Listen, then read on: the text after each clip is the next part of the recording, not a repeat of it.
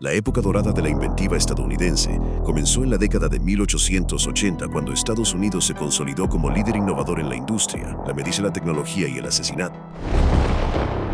Vamos a profundizar en la historia de cómo H. H. Holmes se convirtió en el primer asesino serial de Estados Unidos. En 1896, H. H. Holmes fue condenado y ahorcado por asesinar a su socio comercial. Pero este no fue de ninguna manera su única víctima. Se cree que Holmes mató al menos a 9 personas. Algunas que la cifra es aún mayor e incluso podría llegar a los cientos. Holmes diseñó él mismo un edificio que se conoció como el Castillo del Asesinato, donde se cometieron todos sus supuestos crímenes. Nombrado por su siniestro propósito secreto, supuestamente le proporcionó a Holmes su propio escenario privado de dolor y castigo, y desde entonces se ha vuelto notorio. Ya sea que Holmes realmente haya usado el edificio como hotel durante la Feria Mundial de Chicago de 1893, donde los huéspedes entraban, es cosa de leyenda. Sin embargo, la verdad es más turbia, pero no menos macabra. Algunos creen que Holmes pudo haber matado a más de 200 personas dentro de su hotel, el cual estaba equipado con trampillas y un crematorio en el sótano. Estas historias sensacionalistas han sido transmitidas durante generaciones por novelistas, periodistas e incluso por el propio Holmes. Antes de su ejecución, Holmes recibió $7.500 por parte del grupo de periódicos Hearst para escribir varias confesiones para sus publicaciones. Estas confesiones hicieron afirmaciones contradictorias sobre la vida de Holmes y su participación en varios asesinatos. Holmes afirmó haber matado a 27 personas. Muchas de las personas mencionadas seguían vivas, o se pudo demostrar fácilmente que murieron por otras causas cuando él lo escribió. Verás, además de ser un asesino, Holmes era un fraude, un mentiroso y un tramposo. Para acercarnos más a la verdad sobre el alcance de sus actos malvados, debemos acercarnos al inicio de su historia. Antes de cambiar su nombre a Henry Howard Holmes, antes de ser conocido como el Diablo de la Ciudad Blanca, nació como Herman Webster Mudgett en el pequeño pueblo de Gilman, New Hampshire, en 1861. Ambos padres de Holmes eran fanáticos religiosos y usaron una disciplina estricta y, según algunos, cruel. Algunas fuentes afirman que este maltrato incluía obligar a Holmes y a sus hermanos a pasar días sin comer. También se contaban historias de que su padre usaba trapos empapados en queroseno para sofocar los llantos de sus hijos. Sin embargo, el propio Holmes escribió que fue bien educado por padres amorosos y religiosos y que cualquier mala acción que cometió más adelante en su vida no fue culpa de su crianza.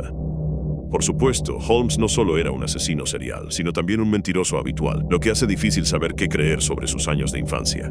Una historia que el propio Holmes enfatizó como formativa proviene de sus días en la escuela. Holmes afirma que fue acosado por su inteligencia y su naturaleza extraña. Un día los abusadores emboscaron a Holmes y lo obligaron a entrar en el consultorio de un médico. Ahí le pusieron las manos de un esqueleto en la cara. Holmes creía que esto fue lo que despertó su interés por la anatomía y la medicina, pero también pudo haber sido un presagio de su obsesión por el cuerpo humano como simple material para sus ambiciones. Porque fue alrededor de esta época cuando el joven Holmes adquirió la costumbre de internarse en el bosque que rodeaba la casa de su familia para poder experimentar. Ya fuera buscando un respiro de una vida familiar problemática, solo Holmes se escondía en el bosque para poder diseccionar animales. Comenzó cortando los cuerpos de pequeños reptiles y otras criaturas pequeñas.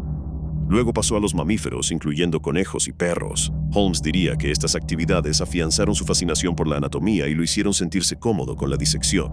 Quizás en retrospectiva demasiado cómodo. Cuando Holmes tenía 11 años, Tom cayó desde el descanso de una casa abandonada que los dos niños estaban explorando. Holmes les diría a sus padres que vio a Tom caer, pero más tarde muchos se preguntaron si en realidad fue Holmes quien empujó a Tom desde ese descanso.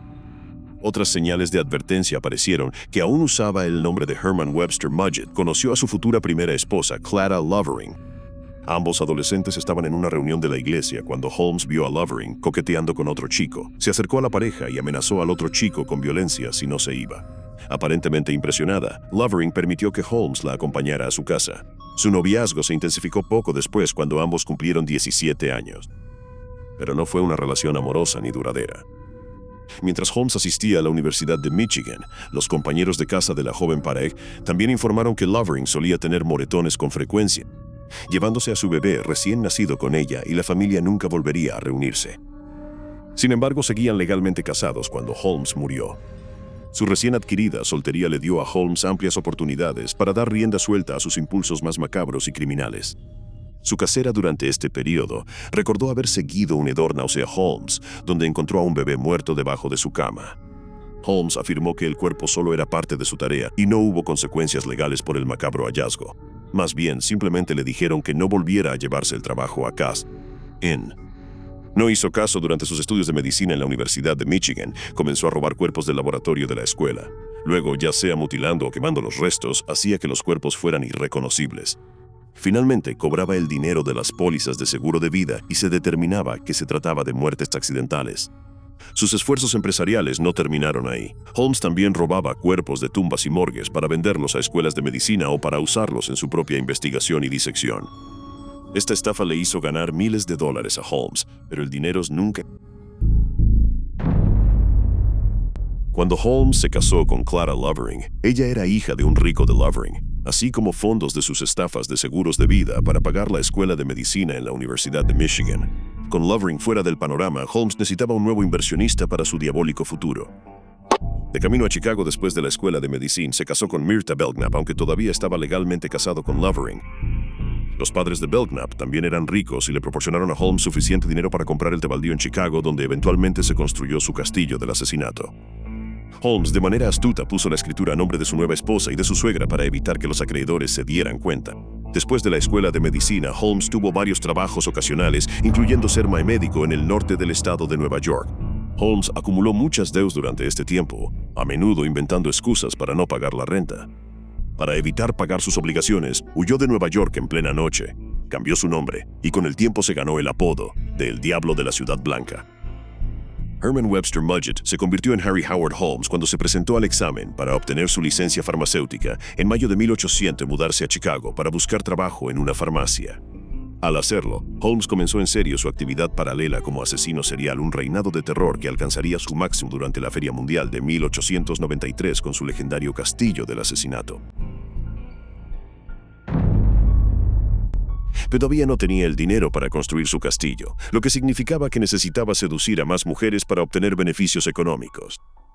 Se volvió una práctica común para Holmes comprometerse con una mujer, pedirle que le cediera sus propiedades y riquezas y luego decirle a cualquiera que sospechara que ella se había ido de la ciudad cuando desaparecías. Es ampliamente aceptado que Julia Connor, la amante de Holmes, y su hija Pearl, de 8 años, fueron las primeras víctimas de la ola de asesinatos de Holmes. Holmes había adquirido deudas a nombre de Connor y la había puesto como cofundadora de varios negocios, hasta que Connor y su hija Pearl desaparecieron el 4 de julio de 1891. Después de ese día de la independencia, nunca se les volvió a ver. No mucho tiempo después de la desaparición de Connor, Holmes instaló un horno en el sótano del edificio que estaba construyendo. Levantado en el terreno baldío, se ofreció que los padres de su primera esposa pagaran con engaños. El castillo de los asesinatos de Holmes se ha convertido en una leyenda, y como de lo que se ha contado no es cierto. Con pasadizos ocultos, trampillas y escaleras secretas, el hotel de 3 pisos donde se decía que Holmes atrapaba y mataba a cientos de turistas de la Feria Mundial, en realidad nunca fue un hotel. El primer piso consistía en locales comerciales y el segundo tenía departamentos para alquiler a largo plazo. Cuando Holmes añadió un tercer piso a su edificio en 1892, sí les dijo a las personas que iba a ser un hotel, pero nunca fue terminado, ni abierto al público. Simplemente fue otra mentira para estafar a proveedores y aseguradoras y quitarles su dinero. Simplemente no hay evidencia de que atado a desconocidos dentro de su castillo de los asesinatos. Las 9 personas que probablemente mató. Muchas de las probables víctimas de Holmes eran con relaciones personales y de negocios y que luego desaparecieron. Sin cuerpo, no hay crimen, así que era difícil probar que Holmes tuviera algo que ver con su desaparición. Sin embargo, la evidencia contra Holmes en los asesinatos de su socio Ben Pitzel y sus hijos pequeños en 1004 es mucho más contundente. Holmes y Pitzel idearon un plan en aceptó fingir su propia muerte, y Holmes proporcionaría un cadáver como sustituto. La esposa de Pitzel cobraría una póliza de seguro vida de $10,000 y compartiría el dinero con Holmes. Pero en lugar de seguir el plan que habían acordado, Holmes mató a Pitzel, dejándolo inconsciente con cloroformo, y luego usó benceno para prenderle fuego al cuerpo. Luego, Holmes cobró el pago del seguro y manipuló a la desprevenida viuda de Pitzel para que permitiera que 3 de sus 5 hijos quedaran bajo su custodia. Holmes, más tarde, confesaría haber asesinado a 2 de estos pequeños niños. Fueron encontrados enterrados en la casa de alquiler de Holmes. Holmes fue juzgado y sentenciado a muerte por ahorcamiento. La ejecución tuvo lugar el 7 de mayo de 1896. Según los informes, él parecía tranquilo a su ahorcamiento y tuvo una petición inusual. Pidió que su ataúd fuera cubierto con cemento y enterrado a 3 metros de profundidad. Aparentemente, Holmes temía convertirse después de muerto en el objetivo de alguien con las más inclinaciones que él tenía en vida. El caso fue notorio en su época, y el interés por la exitosa novela de no ficción de Erik Larson de 2003, El Diablo en la Ciudad Blanca. En 2017, el canal History transmitió una serie titulada American Ripper, en la que el nieto de Holmes, Jeff Mudgett, junto con la exanalista de la CIA, Amaryllis Fox, investigaron pistas en un intento de probar que Holmes también era el infame asesino serial de Londres, Jack el Destripador. Pero la mayoría de las historias basadas en Holmes son solo eso. Adam Selzer, autor de H.H. Holmes, The True History of the White City Devil, dice que Out of the Light to Prairie, dice que ha rastreado la leyenda del castillo de los asesinatos hasta The Prairie, que escribió como un comentario al pasar en el libro en Auschwitz. Holmes pudo haber matado hasta a 200 personas.